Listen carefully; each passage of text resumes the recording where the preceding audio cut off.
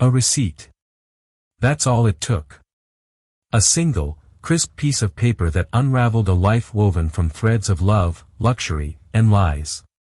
For Catherine Rutherford, 7 months pregnant and nestled in the heart of a billion-dollar empire, that receipt wasn't just for a car. It was a death certificate for her marriage. This isn't just a story about cheating. It's a story of devastating betrayal, of a woman pushed to the edge, and the cold, calculated revenge she served to the man who thought he owned the world. Stay with us as we uncover how one woman's discovery brought a titan to his knees. The silence in the Rutherford penthouse was a specific kind of quiet, the sort that costs a fortune to create. It was a silence engineered by triple-paned, floor-to-ceiling windows that muted the roar of downtown Austin. A silence that hummed with the barely audible thrum of a climate control system maintaining a perfect 72 degrees. For Catherine Vance Rutherford, this silence had once been a comfort, a serene backdrop to a life that had exceeded every dream. Now, it was suffocating. At 34, Catherine was the very picture of poised elegance. An architect by training, with a mind as sharp as the clean lines of the buildings she once designed, she had paused her career to embrace a different kind of creation. At 7 months pregnant, her body was a beautiful, burgeoning vessel of life, a constant, gentle reminder of the future she and her husband, Damien Rutherford, were building together. Damien. The name itself carried weight in the city. He was the charismatic wunderkind CEO of Helios Dynamics, a tech firm that had revolutionized renewable energy storage. He was a visionary, a deal-maker, a man who moved through the world with the unshakable confidence of someone who had never been told no. He was handsome, doting, and, until this morning, the center of Catherine's universe. Their life was a meticulously curated masterpiece, a sprawling penthouse overlooking Lady Bird Lake, a weekend home in the hill country, a private jet on standby. They were a power couple, their faces gracing the society pages, their philanthropy a topic of conversation at every gala. Damien had given her everything: security, passion, a world dipped in gold, and she had given him her trust, absolute and unconditional. The day had started like any other. Damien had left before dawn, a quick kiss to her forehead and a murmured, "Big meeting with the board." Catherine had her morning routine, prenatal yoga, a healthy breakfast prepared by their personal chef, and then a few hours in the nursery, arranging and rearranging tiny clothes, her heart swelling with anticipation. The baby, a boy they had already named Julian, was a soft, fluttering presence within her, a secret conversation between mother and child. It was during her mid-morning tea that the silence began to feel sinister. She'd been scrolling through shared family photos on the master suite's integrated wall tablet, a sleek black screen that controlled everything from the lights to the security. She was looking for a photo from their baby moon in Santorini when she swiped past the photo gallery and into the shared document folder. It was mostly boring things: household invoices, travel itineraries, appliance warranties. But one file, synced from Damien's laptop just this morning, caught her eye. It wasn't the title that was alarming, but its starkness: vehicle_purchase_agreement_Austin_imports.pdf. Curiosity, innocent at first, pricked at her. Had Damien bought a new car? He hadn't mentioned it. He had a fleet of them already gleaming in their subterranean garage, a matte black Mercedes G-Wagon for him, a silver Tesla Model X for her, and a vintage Porsche 911 for his weekend follies. Another car seemed excessive. She tapped the file. It loaded with a crisp digital snap. Her eyes scanned the familiar letterhead of Austin's most exclusive luxury car dealership. The buyer's name was listed clearly: Damien L. Rutherford. Then her eyes fell to the vehicle description, and the first crack appeared in the foundation of her world. Model: Maserati Ghibli SQ4 Gran Lusso. Exterior color: Rosso Magma. Interior: Nero Pianoforte natural leather with Rosso stitching. Rosso Magma molten red. A flashy, screaming, "Look at me" color. It was the absolute antithesis of Damien's usual taste, which ran toward sophisticated grays and deep presidential blues. This was a car for a different kind of person, a different kind of life. A cold knot tightened in Catherine's stomach. It was just a car. She was being silly. Hormonal, Damien would probably say with a gentle, patronizing smile. But she couldn't shake the feeling of wrongness. She scrolled further down, past the VIN, the options packages, the litany of fees. And then she saw it. The section that made the air leave her lungs in a painful gasp. Registered keeper information. Name, Miss Isabella Rossi. Address, 4800, Riverway Drive, Unit 22B, Austin, Texas. Isabella Rossi. The name was a ghost, a whisper she'd heard before but dismissed. A new associate at one of the venture capital firms Helios worked with. Damien had mentioned her in passing. Brilliant, a real shark, he'd said. Catherine had seen her once across a crowded room at a charity auction, a stunningly beautiful woman with a cascade of dark hair and a smile that could charm a snake. 4800, Riverway Drive. Catherine's hands trembled as she pulled up a new search window on the tablet. She knew the address. It was a new, obscenely luxurious high-rise condominium complex. The kind of place that catered to single, wealthy professionals. The kind of place that had a rooftop infinity pool and a 24-hour concierge. Her mind raced, connecting dots she hadn't even known existed. The late nights Damien had blamed on server crashes. The sudden, unexplained business trips to New York that yielded no public announcements. The faint, unfamiliar scent of perfume on his suit jacket a few weeks ago, a floral note she'd mistaken for a colleague's at a dinner party. It all coalesced into a single, hideous image, Damien, her Damien, buying a blood-red Maserati for this other woman. A gift, a trophy, a key to a life that ran parallel to theirs, hidden in the shadows. The purchase price was listed at the bottom of the page, a number that made her feel sick, $118,450. Paid in full. Enough for a down payment on a house, enough to fund a child's entire college education, spent on a toy for his mistress. The silence of the penthouse was no longer serene. It was the vacuum of space, cold and airless. The gentle flutter in her womb suddenly felt like a panicked bird trapped in a cage. This wasn't just about her anymore. This was about Julian. What kind of world was she bringing her son into? A world built on a foundation of lies. A legacy of deceit. Her first instinct was to scream, to shatter the expensive silence with a howl of rage and pain. To call Damien and demand an explanation, to hear him stammer and lie his way through it. But Catherine was an architect. She didn't demolish a building by swinging a random sledgehammer. She examined the blueprints, identified the structural weaknesses, and planned the demolition with cold, calculated precision. The rage was there, a white-hot fire in her chest. But beneath it, something else was crystallizing, a steely resolve. She would not be the weeping, hysterical wife. She would not be a victim in her own story. Damien had mistaken her gentleness for weakness. He had underestimated her. It was a mistake he was going to regret for the rest of his life. She stood up, her movements calm and deliberate. She walked from the master suite, through the cavernous living room with its museum-quality art, and into her home office. The room was her sanctuary, a space of order and logic, its walls lined with books on structural engineering and design theory. She sat at her sleek, minimalist desk and picked up her phone. Her hands were perfectly steady now. She didn't scroll to her husband's name. She didn't call her mother or her best friend. She opened a new search, her fingers tapping out a query with chilling purpose. Best divorce attorney in Austin, high-asset cases.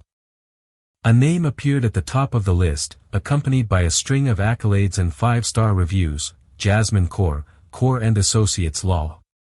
The firm's tagline read, strategic advocacy, uncompromising integrity. Catherine looked at the photo of the lawyer. Jasmine Core had dark, intelligent eyes and a gaze that promised no nonsense. She looked like a woman who knew how to dismantle an empire. Catherine pressed the call button. The phone rang once, twice. Core and Associates, how may I help you? A crisp, professional voice answered. Catherine took a deep, steadying breath. The sound of her own voice was alien to her, devoid of the warmth it usually held. It was the voice of a woman who had just drawn a battle line. Yes, she said, her tone as cold and hard as polished marble. I need to schedule an immediate consultation with Ms. Core. My name is Catherine Rutherford, and I believe my husband is about to learn the true meaning of the word liability. The offices of Core and Associates were located in a sleek, modern tower that felt a world away from the opulent warmth of Catherine's penthouse. The aesthetic was minimalist and sharp, concrete floors, glass walls, and stark black leather furniture. It was a space designed for clarity, not comfort. It was a war room. Jasmine Core was even more formidable in person. Dressed in a razor-sharp charcoal suit, she carried herself with an air of contained energy, like a panther at rest. Her office overlooked the state capitol, a view that spoke of power and influence. She didn't waste time with pleasantries. Mrs. Rutherford. Catherine, she began, her voice calm but commanding as she gestured for Catherine to sit. Your call was direct. Tell me everything. Start from the beginning, and do not leave out a single detail, no matter how small or seemingly insignificant. Catherine, numb and operating on pure adrenaline, laid it all out. She spoke of her marriage, the shared dreams, the pregnancy. Her voice was even, almost detached, as she recounted finding the purchase agreement. She slid a printed copy across the polished mahogany desk. Jasmine picked it up, her eyes scanning the document with unnerving speed. She lingered on the name Isabella Rossi and the paid in full stamp. Her expression remained neutral, but a flicker of something interest, calculation danced in her dark eyes. A Maserati, Jasmine murmured, placing the paper down. Men are rarely subtle in their betrayals. They think with their egos, which makes them predictable. She leaned forward, her focus entirely on Catherine. The car is the tip of the iceberg. I can guarantee you that. Our first step is to see the rest of the iceberg without letting him know we're looking. For the next 2 hours, Jasmine outlined the strategy. It was a masterclass in modern warfare, fought not with armies but with subpoenas, forensic accountants, and private investigators. You will go home, and you will act as if nothing has happened, Jasmine instructed, her tone leaving no room for argument. You are the happy, glowing, expectant mother. You will be loving. You will be supportive. You will give him no reason to suspect that the ground beneath his feet is about to crumble. Your emotional control is our most powerful weapon right now. Can you do that? Catherine thought of her baby, of the future she was now fighting for. Yes, she said, the word tasting like metal in her mouth. Good, Jasmine nodded, a hint of approval in her voice. Because while you are playing the part of the devoted wife, my team will be moving.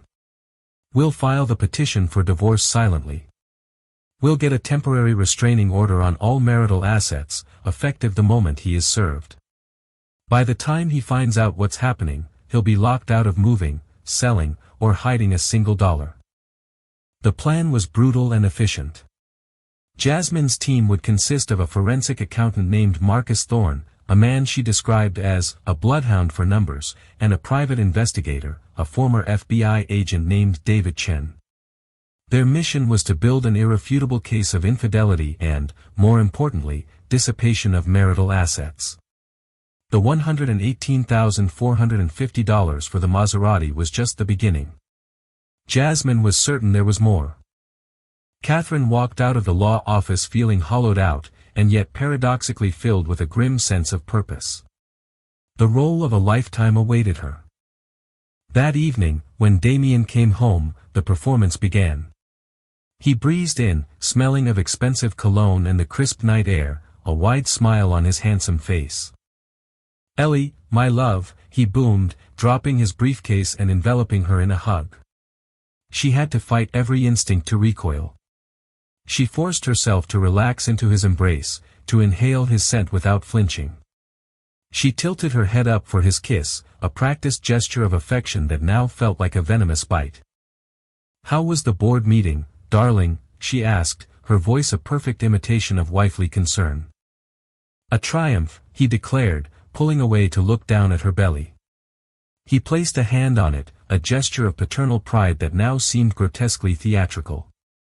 "We secured another round of funding that will make your head spin. Julian is going to have the world at his feet." The irony was so thick she could have choked on it. He spoke of their son's future while actively sabotaging it. The rage simmered, but she pushed it down, channeling Jasmine's instructions. "Emotional control is our weapon." The next 2 weeks were a special kind of hell. Catherine lived a double life, a spy in her own home. By day, she received encrypted updates from Jasmine's team. By night, she played her part, attending galas on Damien's arm, smiling for cameras, discussing nursery color schemes, and enduring his touch. Each kiss was a betrayal, each "I love you" a lie that echoed in the silent penthouse. Meanwhile, Marcus Thorne, the forensic accountant, was unearthing a tangled web of deceit. He had gained access to years of credit card statements and bank records. The findings were staggering. It wasn't just a car. There was the lease on the luxury condominium at 4800 Riverway Drive, paid for 6 months in advance from a private account Catherine never knew existed. There were charges from Cartier for a diamond tennis bracelet she had never seen. Receipts from exclusive restaurants for intimate dinners for 2 first-class flights to New York and Aspen, even a weekend trip to Paris, all booked for Mr. Damien Rutherford and Ms. Isabella Rossi. Damien wasn't just having an affair. He was funding a complete parallel life. The total dissipation of assets Marcus had tracked so far was approaching $500,000.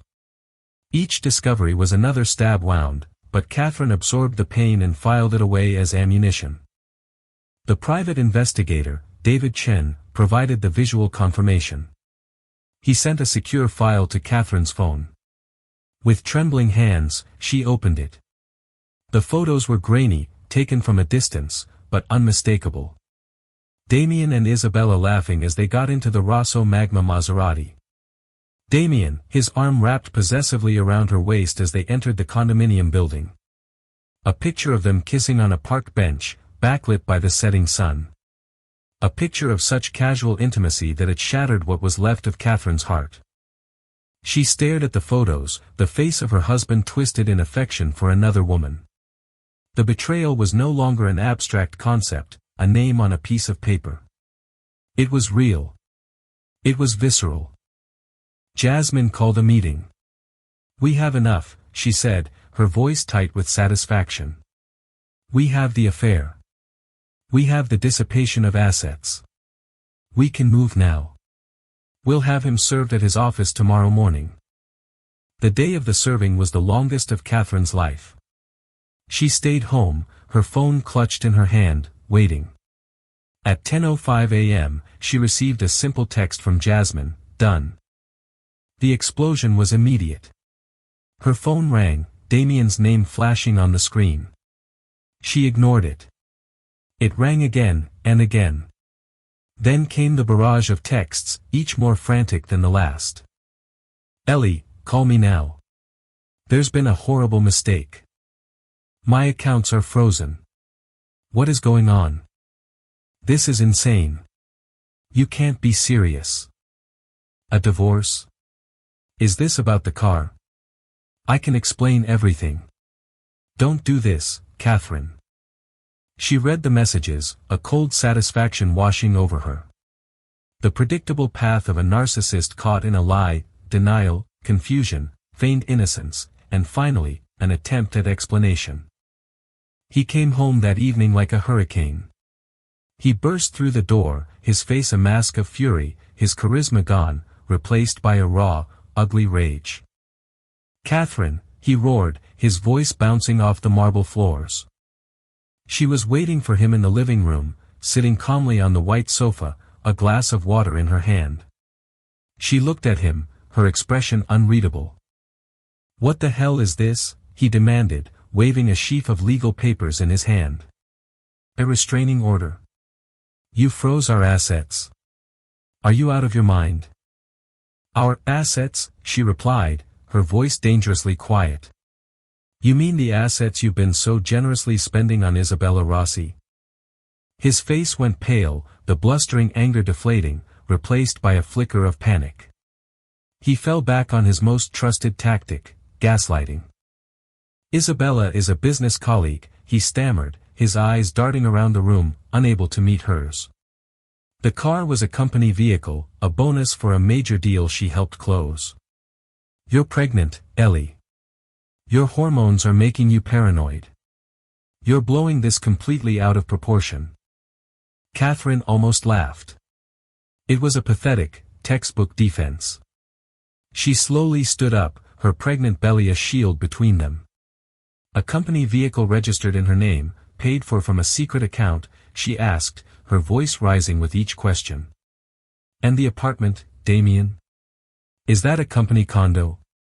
The Cartier bracelet, the trips to Paris, were those all business expenses, too? The blood drained from his face. He finally understood. She didn't just suspect. She knew. Catherine, listen to me, he said, his voice dropping, attempting a tone of placating reason. We can work this out. Don't throw away everything we have. Think about Julian. Oh, I am thinking about Julian, she shot back, the fire she had suppressed for weeks finally igniting. I'm thinking about what kind of man I want him to look up to. And it's not a liar. It's not a cheat. And it's certainly not a coward who builds his empire on deceit and thinks a woman's love is something he can just buy and sell. She walked past him towards her office. You will speak to my lawyer from now on, she said, her voice ringing with finality. My real lawyer, not the sycophants on your payroll who told you this was a good idea. Get your things. You have 1 hour to leave my home. He stood there, stunned into silence, the legal papers hanging limply from his hand. The great Damien Rutherford, the visionary, the titan of industry, looked small and utterly defeated in the vast, silent penthouse he thought he owned. The war had begun, and Catherine Rutherford had just won the first decisive battle. But she knew with a chilling certainty that the fight for her future was far from over. Damien would not go down this easily. Isabella Rossi lived her life in a state of curated bliss. At 29, she had achieved a level of success and luxury that most people only dreamed of. Her apartment at the Riverway was a sanctuary of modern design with breathtaking views of the Austin skyline. Her closet was filled with designer clothes, her refrigerator with champagne, and her garage housed a brand new, magma red Maserati that purred like a jungle cat. She owed it all to Damien Rutherford. To Isabella, Damien wasn't a villain. He was her savior. She had been an ambitious but struggling associate at a cutthroat venture capital firm when they met. He had seen her potential, her fire. He'd mentored her, championed her, and eventually, seduced her. He had painted a tragic picture of his marriage. It was a sham, he'd told her, a business arrangement with a woman who was cold, emotionally distant, and career-obsessed. He claimed they hadn't shared a bed in years and were only staying together for appearances, to protect the carefully constructed image of Helios dynamics. She doesn't understand me, Bella, he would say, his voice thick with manufactured sorrow as they lay in the bed he paid for. Not like you do. You're the one I want to build a future with. Isabella, blinded by his charisma and the intoxicating lifestyle he offered, believed every word. She saw herself not as a mistress, but as the rightful queen-in-waiting. The Maserati wasn't a toy, it was a promise. The apartment wasn't a cage, it was their future home. She was in love, desperately and foolishly. Her perfect world shattered on a Tuesday afternoon. She was returning from a spa day, feeling relaxed and radiant, when she saw him, a man in a nondescript sedan parked across the street from her building, holding a long-lens camera. She felt a prickle of unease. Paparazzi. Had her relationship with Damien finally leaked? A part of her was thrilled by the idea. The next day, her world truly imploded. Her key fob to the building's private garage was declined. An error, she assumed. But when her key to the apartment itself also failed, a cold dread washed over her. The concierge, a man who usually greeted her with a fawning smile, looked at her with pity. "I'm sorry, Ms. Rossi," he said, avoiding her eyes. "There's an issue with the lease. You'll need to contact the owner of record." Frantic, she called Damien. It went straight to voicemail. She called again. Voicemail. She sent a flurry of panicked texts. No reply. This was unlike him. He always answered her calls. She was standing on the curb, her mind racing, when a black town car pulled up. The tinted rear window slid down, revealing a woman whose face she recognized from society blogs and magazine articles.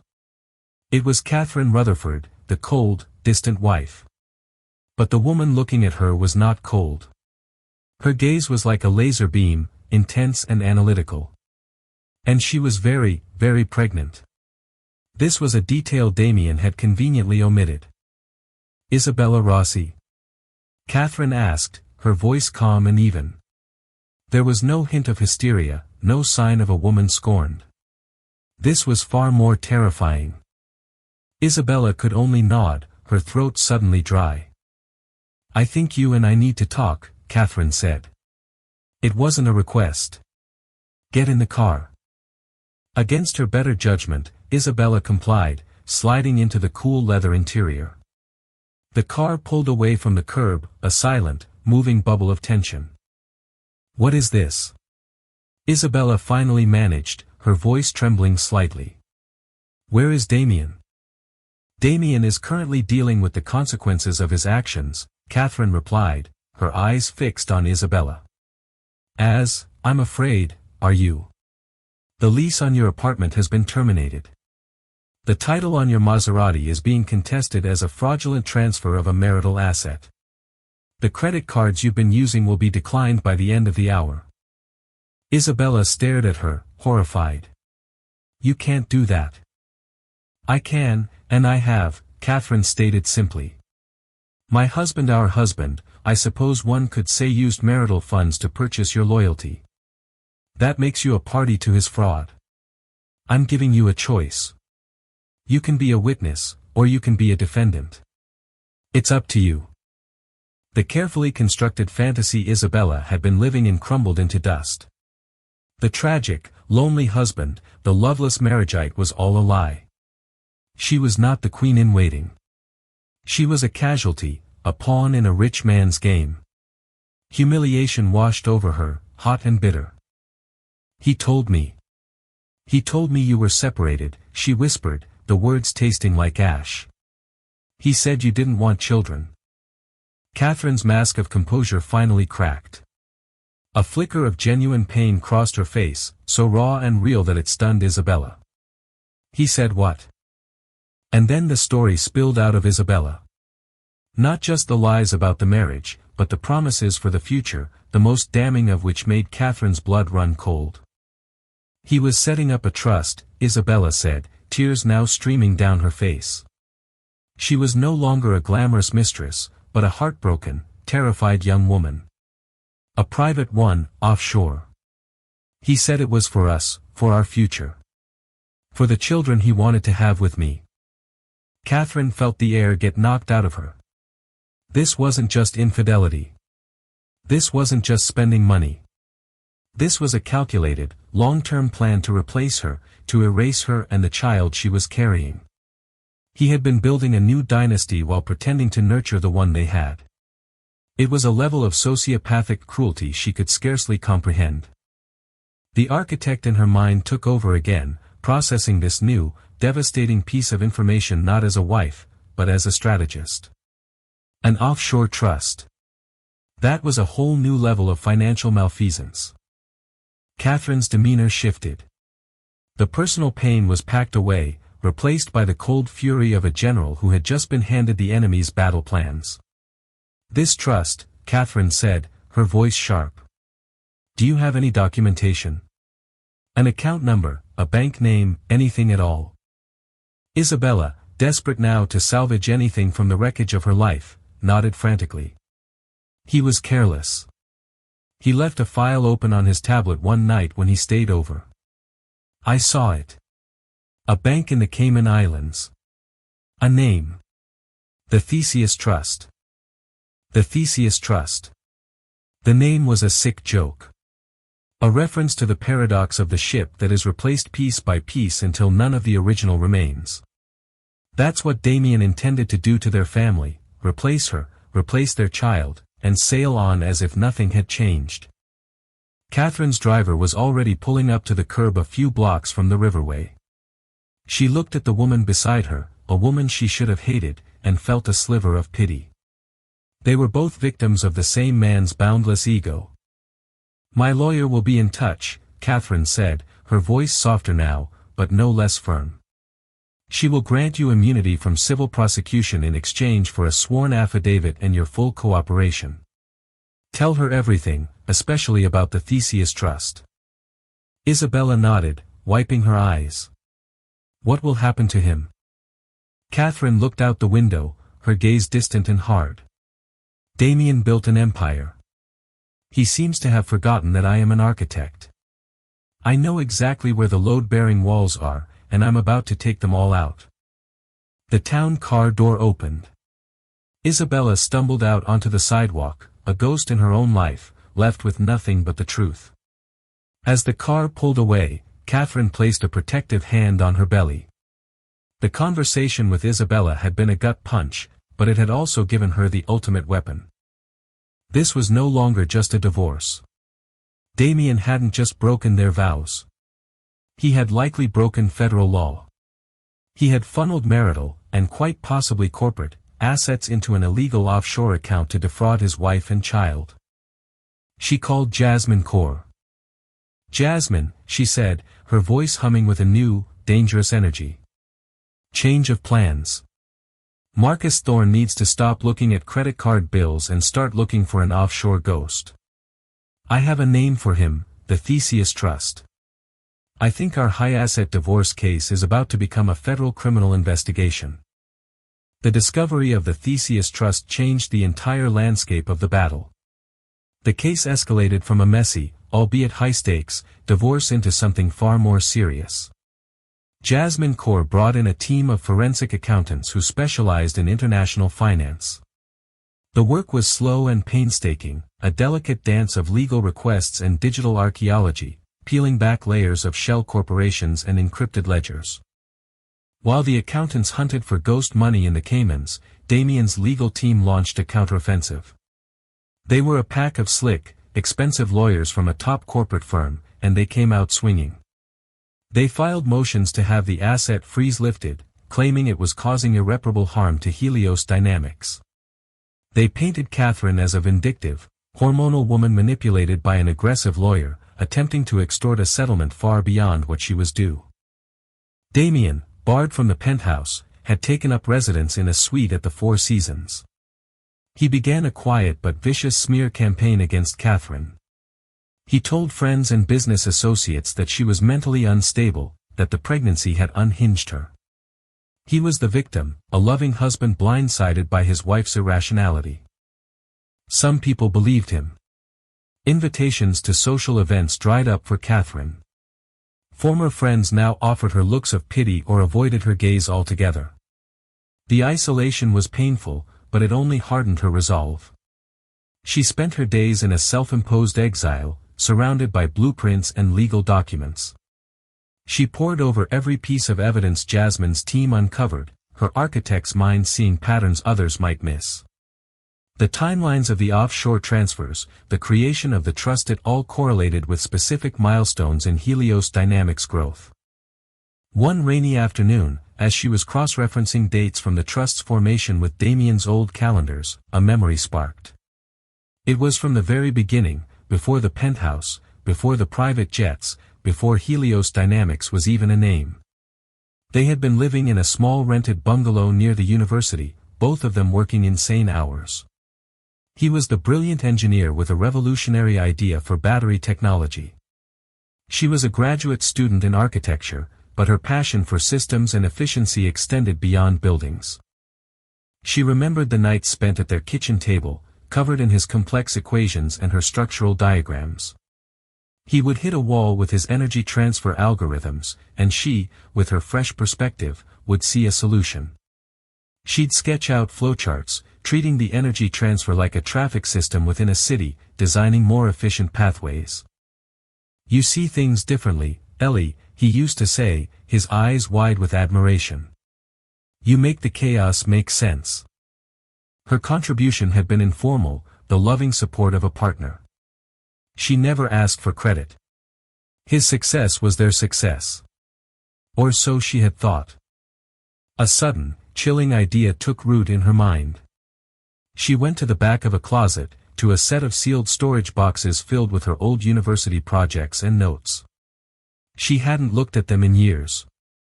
With trembling hands, she broke the tape on a box labeled ArchGP Projects and started digging. Beneath her thesis on sustainable urban design and rolls of old blueprints, she found it, a worn black moleskine notebook. Its pages were filled with her handwriting and diagrams from that specific period. And there, scrawled across a dozen pages, were the very same energy flow management schematics that she recognized as the core of Helios Dynamics' patented technology. There were dates on the pages, email printouts stapled to the inside cover correspondence between her and Damien where they discussed these exact concepts. She had designed the foundation. The foundational logic of his billion-dollar company, the very intellectual property upon which the entire empire was built, hadn't just been his idea. It had been theirs. She sank to the floor, the notebook clutched in her hands. The scope of his betrayal was staggering. He hadn't just cheated on her, lied to her, and tried to replace her. He had stolen the fruits of her intellect and built his kingdom on them, leaving her name off every patent, every document, every chapter of the story. He had erased her from her own creation. This changed everything. This wasn't just about her right to half of the marital assets. This was about her right to a foundational stake in the company itself. When she called Jasmine Core, her voice was eerily calm. "I need you and Marcus and David to come to the penthouse immediately. And bring a specialist in intellectual property law." The emergency meeting took place in Catherine's home office. The IP lawyer, a sharp-eyed man named Ben Carter, examined the moleskine notebook as if it were a holy relic. He compared her diagrams with Helios Dynamics' core patents, which he had pulled up on his laptop. "It's here," Carter said, his voice filled with a quiet awe. "The foundational logic, the system architecture. It's rudimentary, of course, but the core principles that the 415 patent is based on are undeniably sketched out in this notebook. In your hand." He looked at Catherine. "Mrs. Rutherford, did you ever sign a non-disclosure agreement or any document assigning intellectual property rights to your husband or the company?" "No," Catherine said. "I was his partner, his wife. It never occurred to me that I needed to." Jasmine Core leaned forward, a slow, dangerous smile spreading across her face. It was the smile of a predator that had just seen its prey walk into a perfectly laid trap. "Damien's lawyers are arguing that you are a vindictive spouse trying to extort money from their client," Jasmine said. "They're about to find out you're not a spouse. You're a co-founder and uncredited, defrauded co-founder who is owed a hell of a lot more than half a condo and a stock portfolio." The strategy pivoted once again. They were no longer just suing for divorce. They were launching a multi-pronged assault. First, the divorce proceedings, now bolstered by the irrefutable evidence of the Theseus Trust, which Marcus Thorne had finally cracked open, revealing nearly $5 million siphoned from company accounts. This was not just dissipation of marital assets, it was embezzlement and wire fraud. Second, a new, separate lawsuit filed by Ben Carter on Catherine's behalf against Helios Dynamics itself. The suit claimed foundational intellectual property theft, demanding retroactive recognition of her co-founder status and a corresponding equity stake in the company, plus damages. The 1-2 punch was devastating.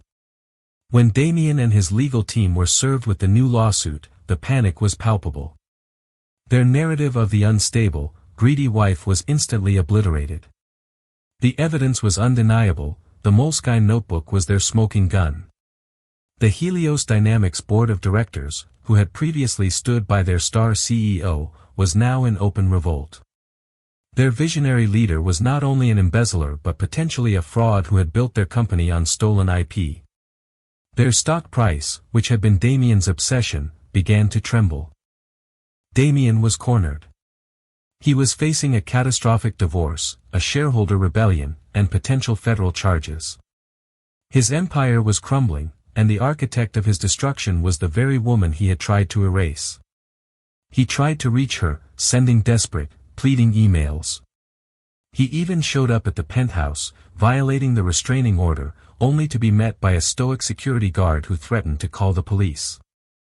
Finally, the call came not from Damien, but from his lead lawyer. He was requesting a settlement conference. It was the legal equivalent of a white flag of surrender. Catherine sat with her team in Jasmine Cour's conference room, the Austin skyline glittering behind her. She was no longer just the wife.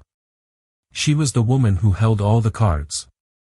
"They're scared," Jasmine said, looking at Catherine. "They will offer you a fortune to make this all go away quietly. But it's your call. We can take this to trial. We can burn him to the ground." Catherine looked down at her hands resting on her now prominent belly. The baby kicked, a strong, reassuring movement. Burning Damien to the ground was tempting. The rage inside her still craved it. But she was a builder, not a demolisher. She didn't want rubble. She wanted a foundation, a new one, for her and for her son. "I don't want to burn him down," she said, her voice clear and strong. "I want to buy him out." The settlement conference was held on neutral ground, in a sprawling, soulless conference room at a downtown law firm. The air was thick with tension. On one side of the massive mahogany table sat Damien and his 3 lawyers, their faces grim. Damien looked haggard. The confident swagger was gone, replaced by a pallor of exhaustion and defeat. He refused to look at Catherine. On the other side sat Catherine, flanked by her legal team, Jasmine Cour, the warrior, Marcus Thorne, the numbers man, David Chen, the shadow, and Ben Carter, the IP expert. Catherine was the picture of calm authority.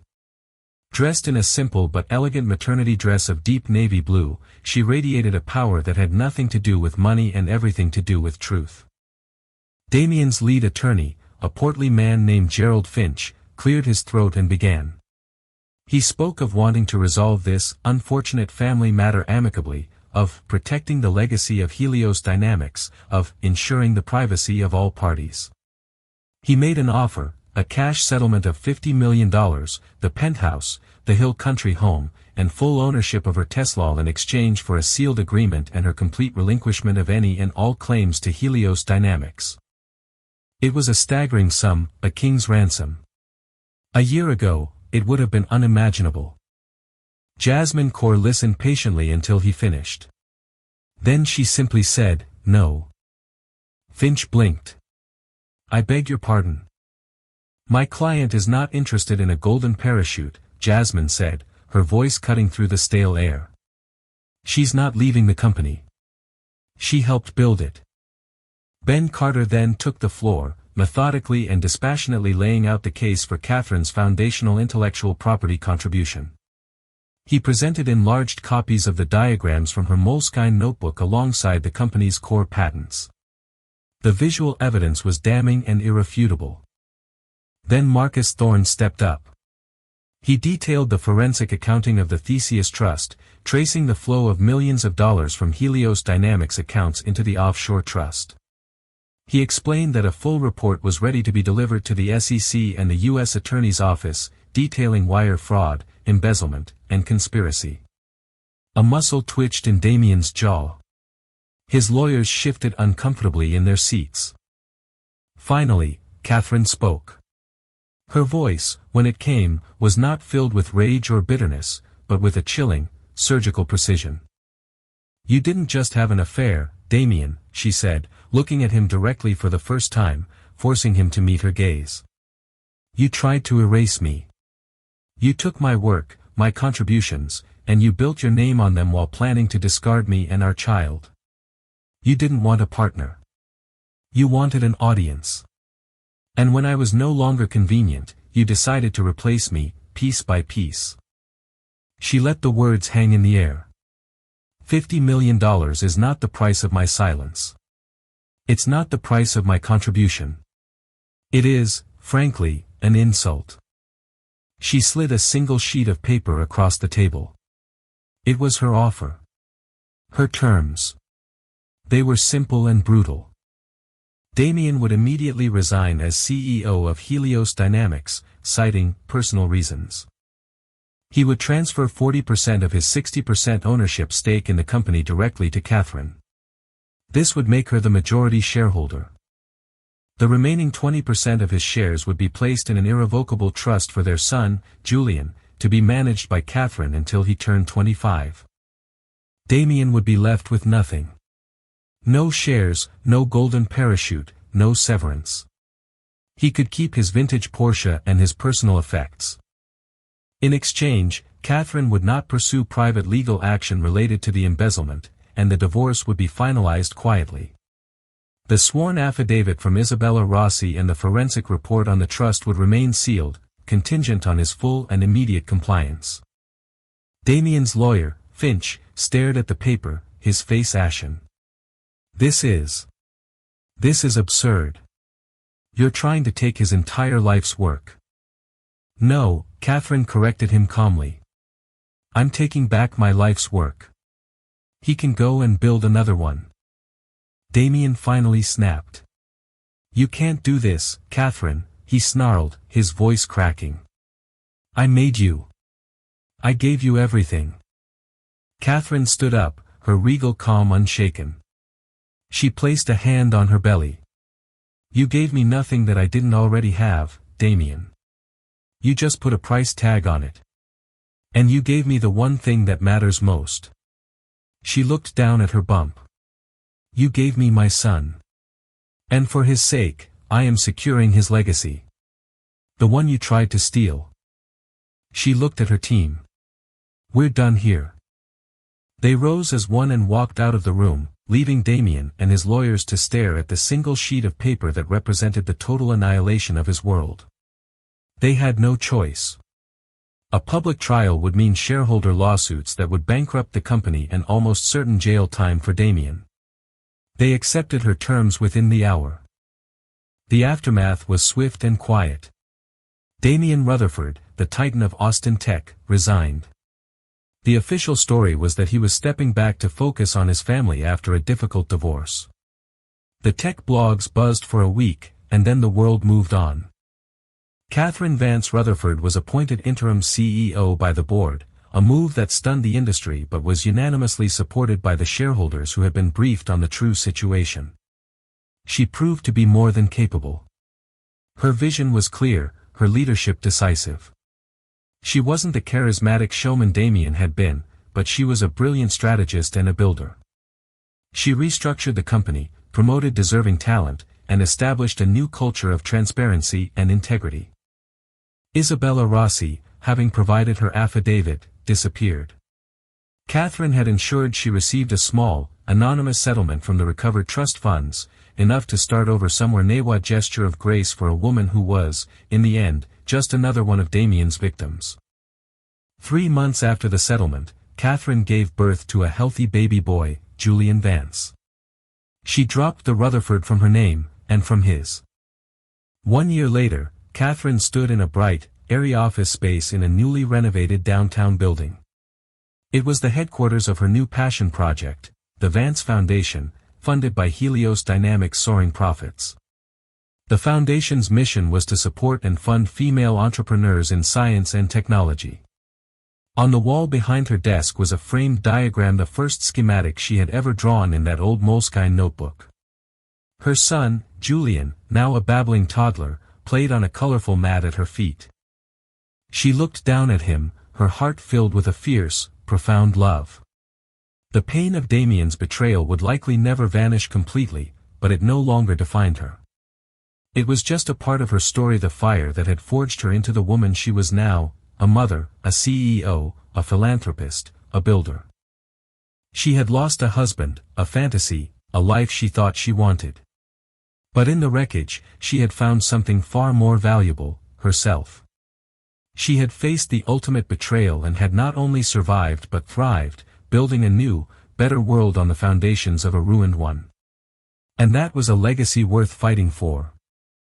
Catherine's story is a powerful reminder that the deepest betrayals can sometimes lead to our greatest transformations. She turned a devastating discovery into a declaration of independence, proving that strength isn't about the absence of pain, but about what you choose to build from its ashes. She didn't just get revenge. She reclaimed her past, secured her future, and built a legacy of integrity for her son.